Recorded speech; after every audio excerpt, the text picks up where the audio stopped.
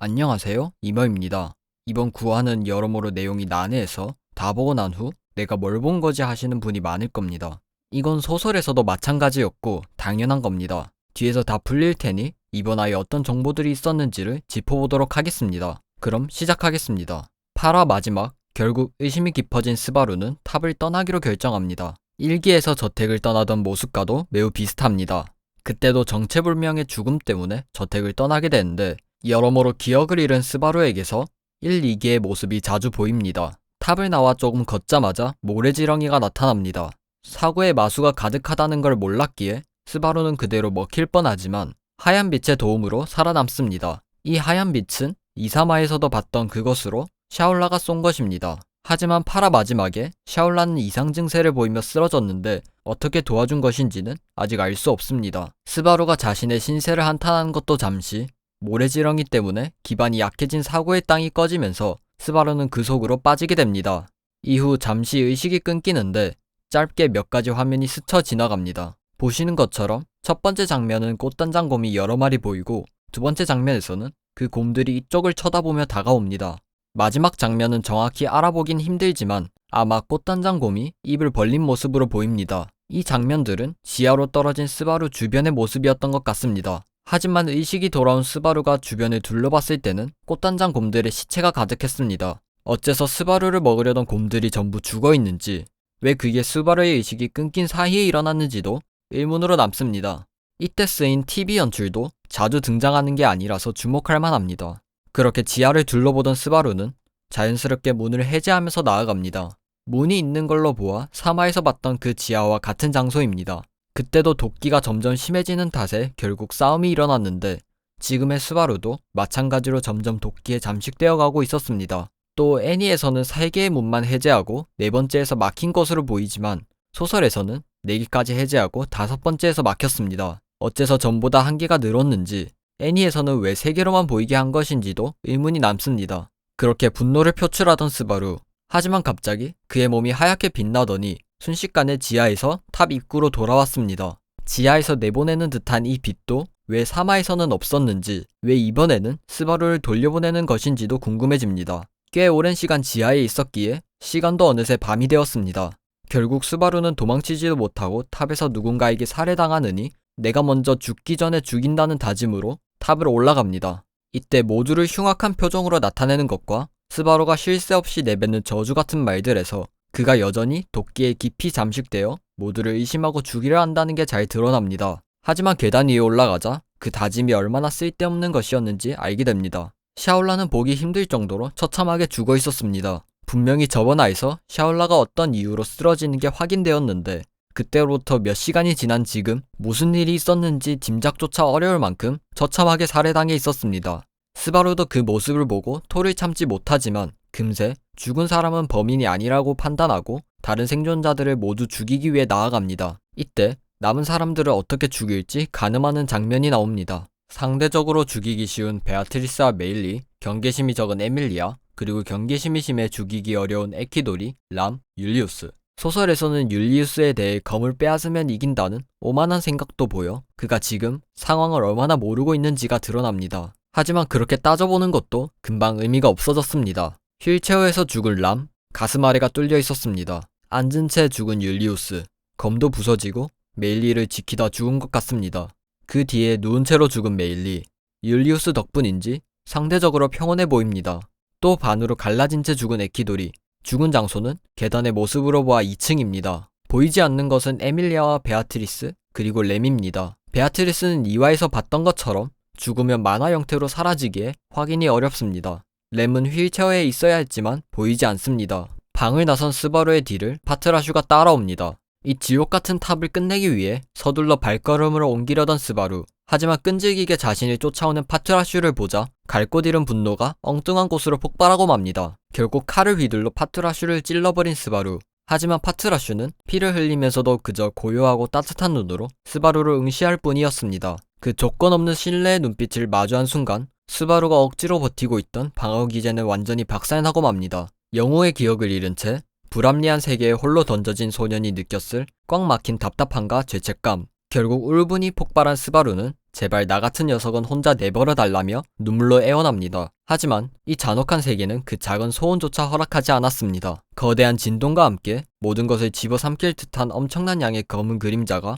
그들을 덮쳐오기 시작합니다. 파트라슈는 바로 스바루를 데리고 도망치기 시작합니다. 참고로 여기서 나오는 이 그림자들은 2기에서 사태가 나올 때 있었던 그 그림자와 같은 것입니다.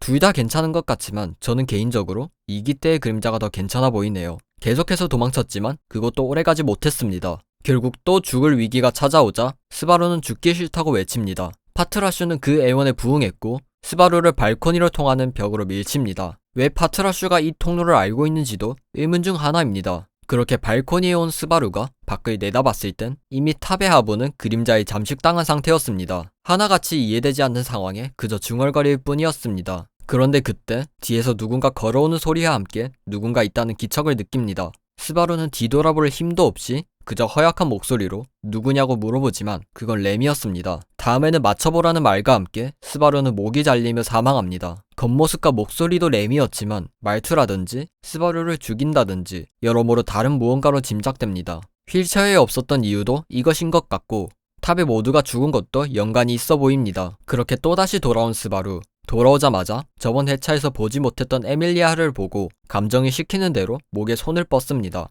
하지만 에밀리아는 놀라기는 해도 거부하지 않는 반응에 금세 손을 뗍니다. 의심이 남아있기는 하지만 너무나 경기 없는 반응에 그 의심도 잠시 치워둡니다. 그러다 파트라슈를 보게 됩니다. 저번 회차에서 목숨을 걸어서라도 스바루를 전력으로 구해주려 했었기에 지금 스바루에게는 유일한 아군이자 버팀목입니다. 이후에 계속해서 파트라슈에게 기대려 하는 것도 당연한 겁니다. 이번 루트에서 스바루는 정확한 범인을 알아보기 위해 다른 방식으로 진행하기로 합니다. 기억상실을 밝히지 않고 진행해서 기억상실이 죽음의 원인인지 확인하려는 겁니다. 그렇게 나츠키 스바루를 연기합니다. 람과의 대화도 잘 넘어가고 샤올라는 그런 걸 신경 쓰지 않았기에 오히려 이상한 점이 없었는지 먼저 물어봅니다. 이때 대화에서 한 가지 짚을 게 있습니다. 꿈에서 스승님과 어머니가 나왔다고 하는데 이 어머니란 존재에 대해서입니다. 일단 샤올라는 400년을 산 인간이 아닌 존재입니다. 그런 샤올라에게 어머니라는 존재가 있다는 것, 그리고 그게 누구인지가 떡밥 중 하나입니다.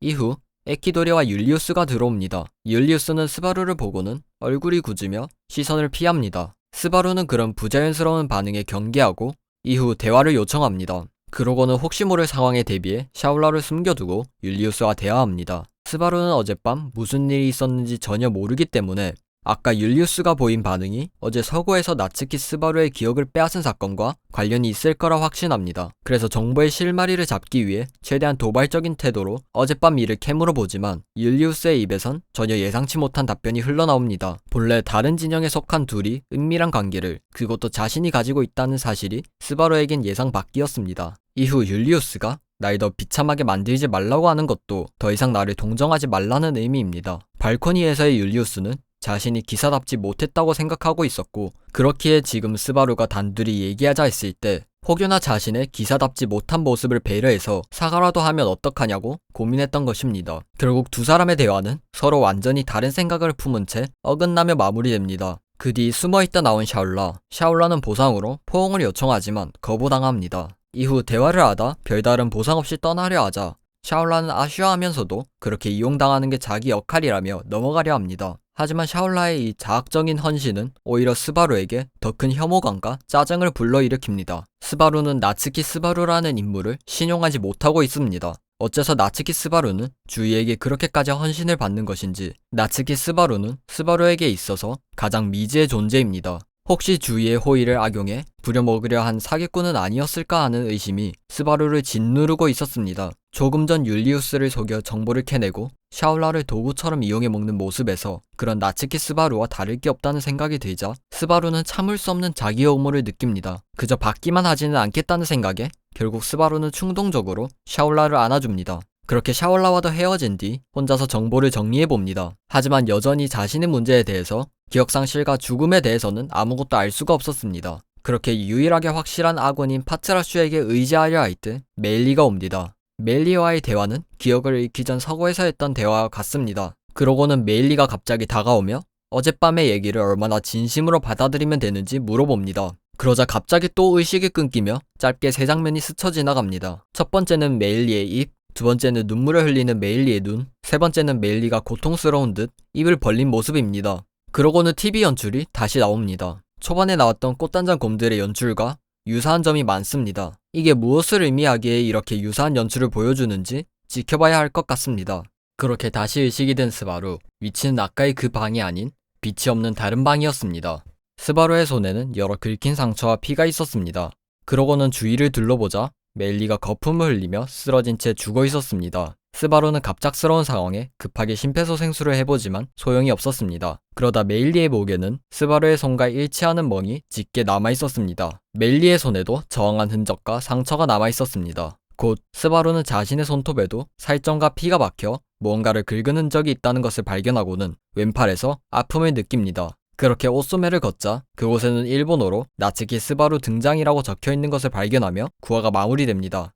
앞에도 난해한 장면이 많았지만 특히 마지막 장면은 더더욱 의문만 남는 것 같습니다. 일단 기억을 잃은 스바루는 이 세계의 언어를 읽을 수 없었지만 팔에는 분명히 일본어로 적혀 있었습니다. 그리고 손톱에 살점이 박혀 있었다는 건 소설에서만 나와 있지만 일행 중에도 일본어를 아는 사람은 스바루뿐이기에 본인이 적은 것입니다. 하지만 어째서 그것을 잠시 의식이 끊긴 그 사이에 메일리를 죽이고 팔에 상처까지 냈는지는 여전히 알기 어렵습니다. 또 모두를 속이며 가려는 스바루이지만 사실 에밀리아 땅이나 베아코 같은 호칭도 쓰지 않고 통찰력이 좋은 에키도리아 람도 있기에 얼마나 더 모두를 속일 수 있을지 모르겠습니다. 이제 메일리를 죽인 스바루가 이 사건을 어떻게 처리할지, 계속해서 남들을 속일 수 있을지 다음화가 궁금해집니다. 그럼 다음화 리뷰로 찾아뵙겠습니다.